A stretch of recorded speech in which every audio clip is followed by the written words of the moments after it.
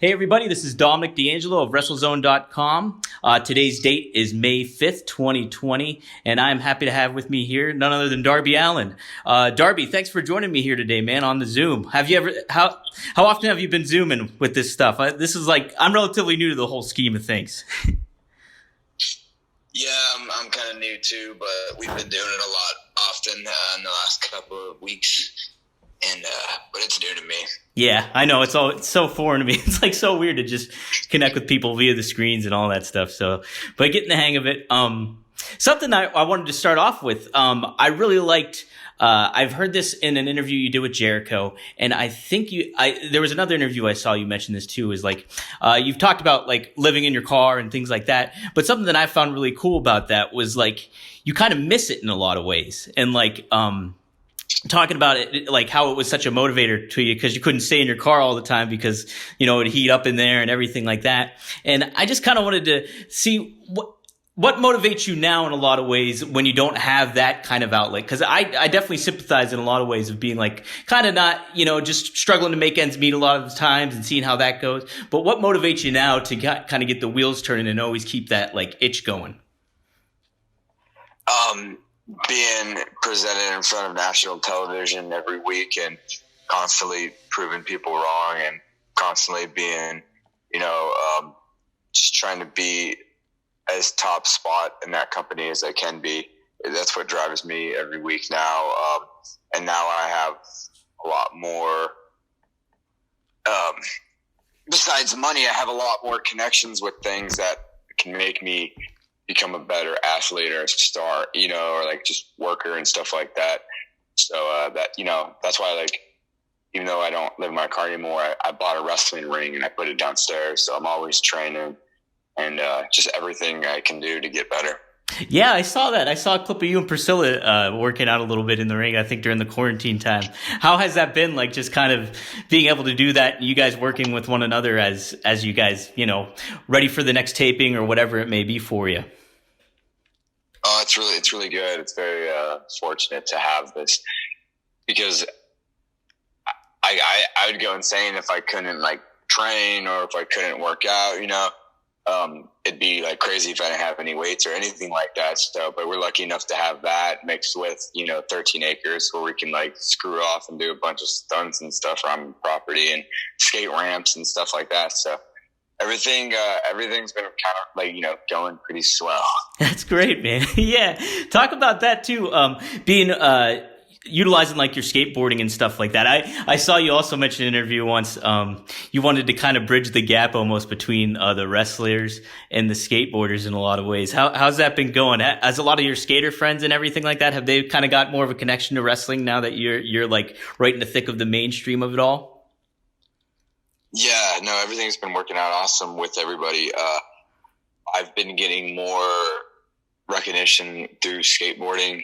I've been getting a lot of like people sending me all types of products, and they're totally accepting of it and they're really hyped on it and stuff. So everything's been going awesome with the skateboarding and wrestling connection, and that's why I created my own skateboards. So, and those sold out like almost instantly. So. Yeah, those are badass looking. How was it different having a board? So I'm a total novice. So the only thing I know is like Tony Hawk and playing as Bucky Lasik on Tony Hawk and stuff like that. So having a board that's different like that, like a coffin shape like that, was that a little bit of an adjustment to kind of get used to, or is that just kind of run of the mill? You can get used to that pretty easily. No, it's definitely takes a lot more to get used to. Yeah.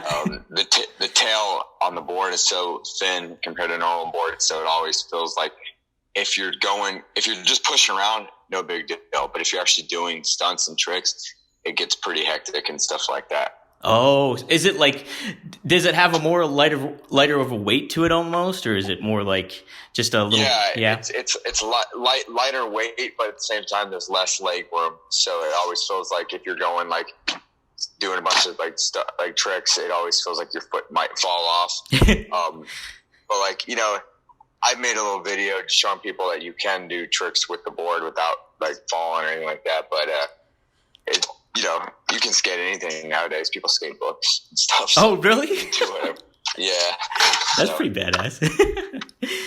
What talk about too? What I found really cool is just the whole vibe of the TNT title tournament, and how it was I think it added stakes to a time where like wrestling kind of needed it at the moment, and I thought. The matches you had with Cody just starting off this past week, and then with Sammy Guevara as well. Jericho made note of it during your match too with Cody that you blend your style of having almost like a brawler. You start off brawler, but you also do technical. Was that like a conscious choice that you've kind of made, or did that kind of come organically and naturally as you trained, throughout the years of being a wrestler and everything?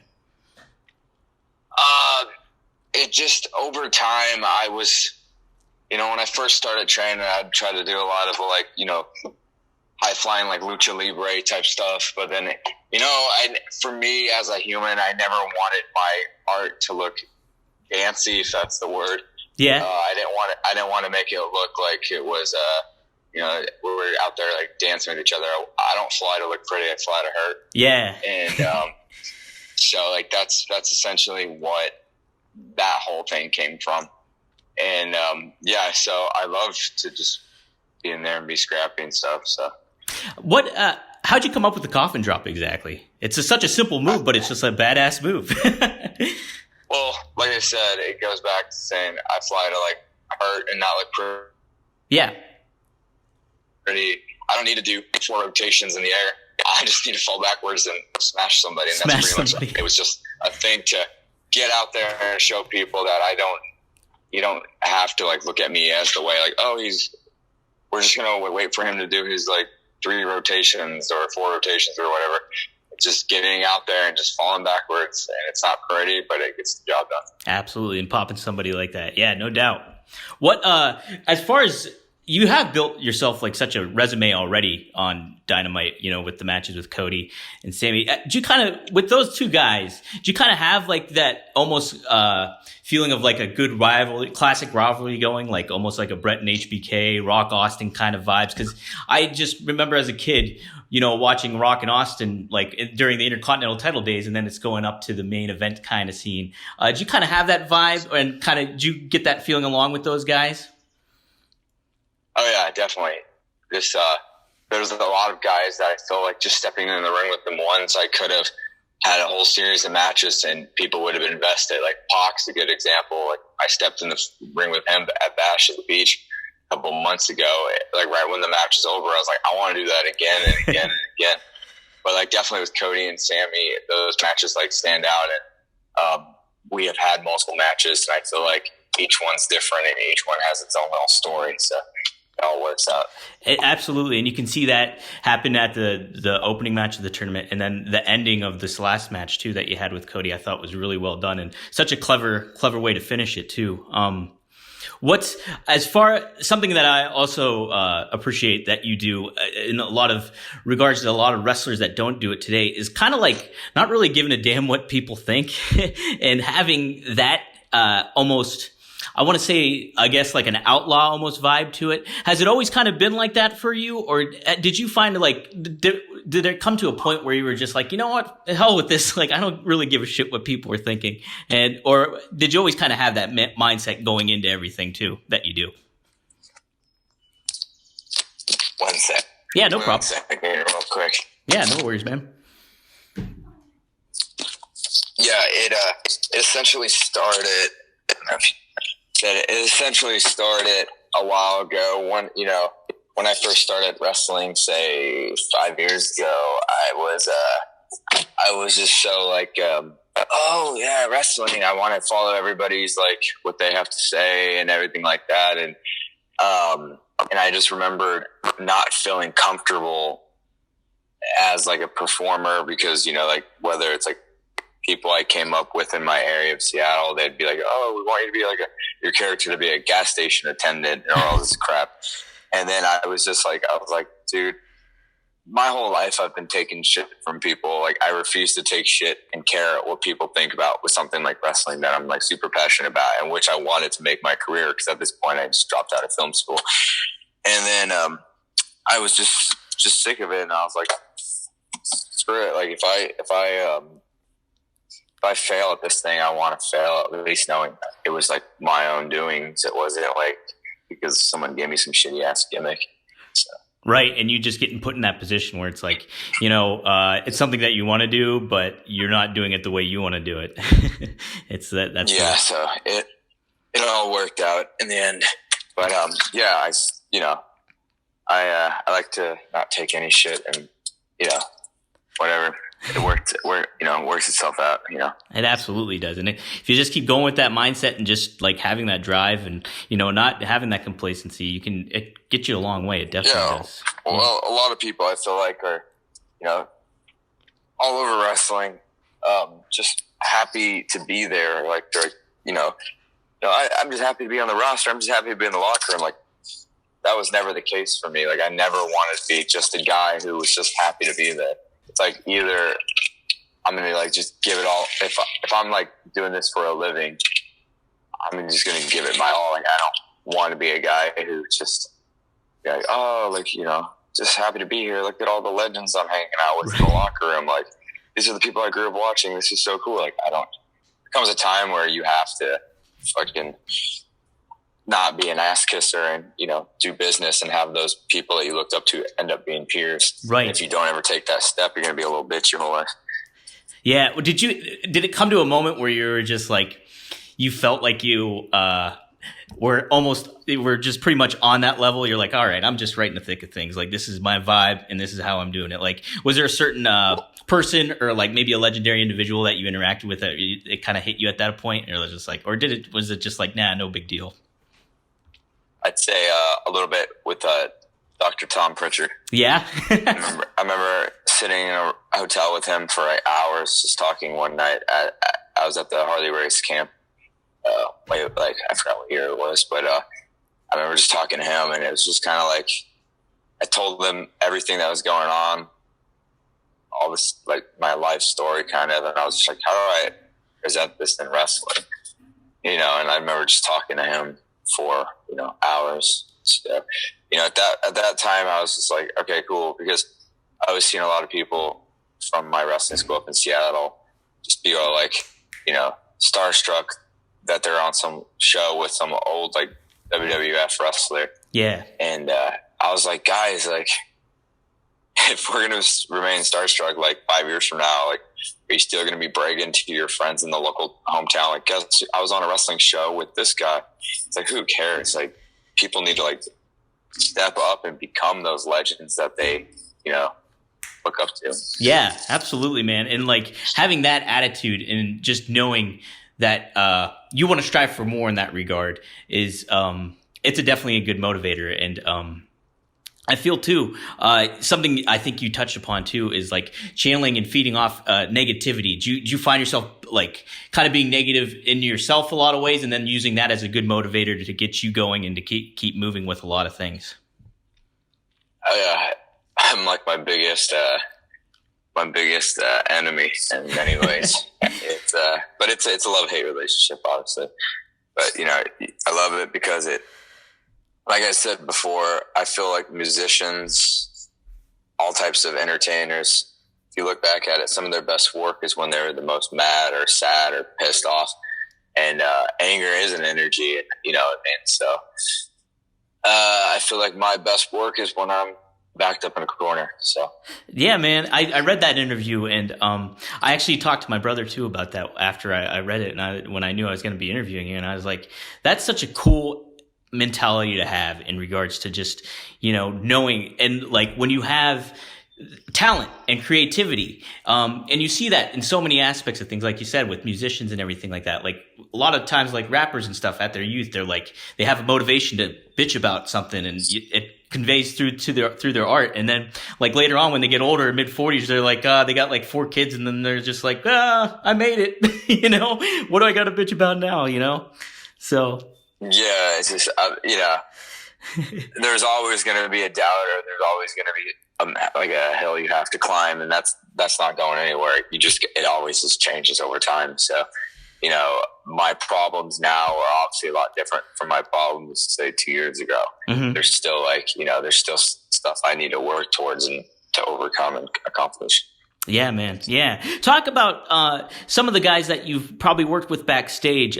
Somebody, and like a lot of these guys that I've either interviewed or like just heard in podcasts, like JR and guys like JR and DDP, they brought you up without any prompt and saying like Darby Allin's like the next big thing. And then I remember listening to a podcast with DeAngelo and him, like Tony Schiavone asked him who stood out to you, and he's like Darby Allin, just from a ring work perspective and how he handles himself.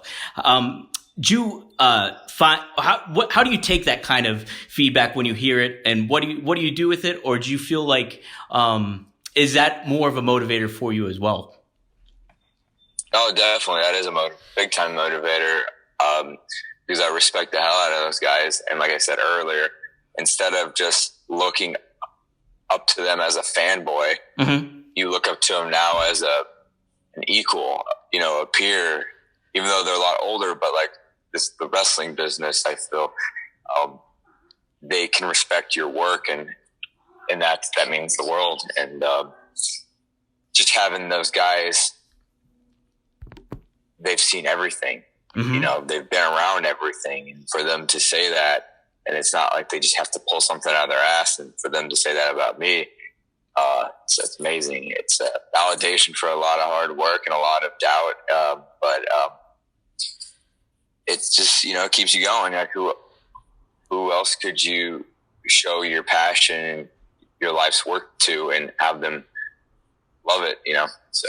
Yeah, and do you get that vibe a lot in the locker room? I'm sure with a lot of guys. Like, do you find a lot of your colleagues do kind of have that don't want to be complacent attitude, especially like during now where it's like, we're not only in a time of unknown, but AEW and everything is so relatively new that you guys all want to see it kind of cultivate and grow. Do you see? Is that a big attitude almost in the locker room that you guys have going on? I don't know. I can't speak for anybody else. Yeah. I'm kind of in my own little world. If people want to step up and, bust ass and make the company awesome, that's their choice. And if they want to sit on their ass and collect a paycheck, that's their choice. But, it shows who works hard. It shows who is taking the next step. You know what I mean? And that's why I think like a lot of my videos and everything like that I've been filming obviously help big time. And the fact that, it's there for the taking, you have creative freedom. You can talk to Tony so easy. You can talk to Kenny, the Bugs, Cody, whoever, so easy. There's no like walking on eggshells. So I just don't know if a lot of people can't speak for anybody else besides myself. Sure. But hopefully they're all like trying to take the ball and run with it, because this is so new that we have to, we're all in this together, and there's no time to waste, no time to slouch.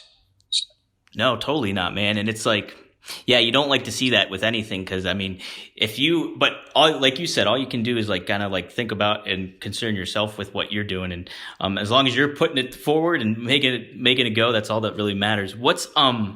Talk about doing film work and stuff like that. I saw you mentioned in that previous interview with Bleacher Report, you and your buddy Max Yoder are doing all the backyard stuff that the clips and everything. How has that been? Was he a colleague of yours in film school, or how did you two meet?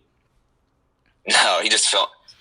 We met through skateboarding. He films for Thrasher magazine and all this stuff. So. Just got with him and, mutual friend. And now we're like, me and him hang out all the time and just film stuff, and, very like-minded individuals. And, that's how that all came about with him. Oh, that's great, man. Yeah. Did you guys come up with some, do you have other like ideas in the fire that you still want to work with? Or is there like do you guys kind of go off the cuff, like when you're there in the moment a lot of the times?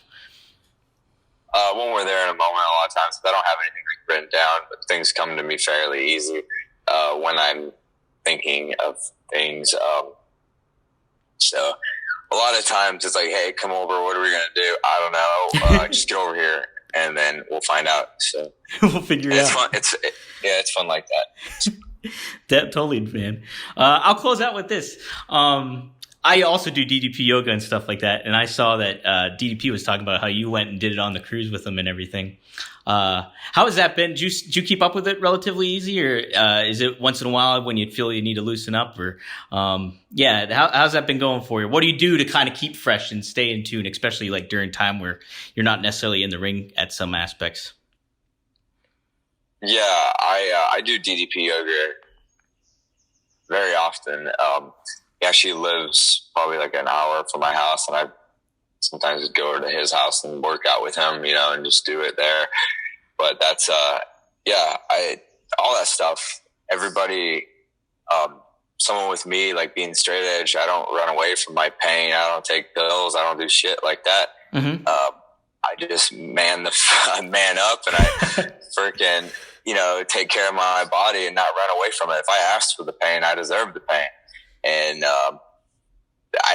that stretching, like doing the yoga with DDP and doing just eating right and just taking care of yourself in all aspects, it helps, because I feel wonderful. And I know that sounds crazy, but I'm not lying when I say I feel wonderful.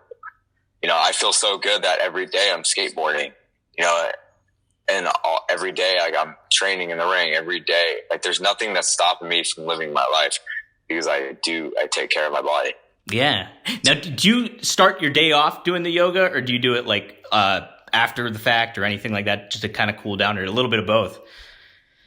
Yeah, a little bit of both. Some days it's early. Some days it's like at 2 a.m. Some days it's it always changes. Yeah. It's good to liven it up, man. Well, cool. Darby, thanks for taking the time to join with me here, man, and just bullshit. And I'm looking forward to seeing what you do more. I interviewed you way back at Startcast 2, and it's just crazy how quickly time goes by and how fast things change. So, and it's just, here we are right now, and tomorrow is back to the live tapings and everything, man. So I wish you all the best. Thanks for having me on, man. Thanks, brother.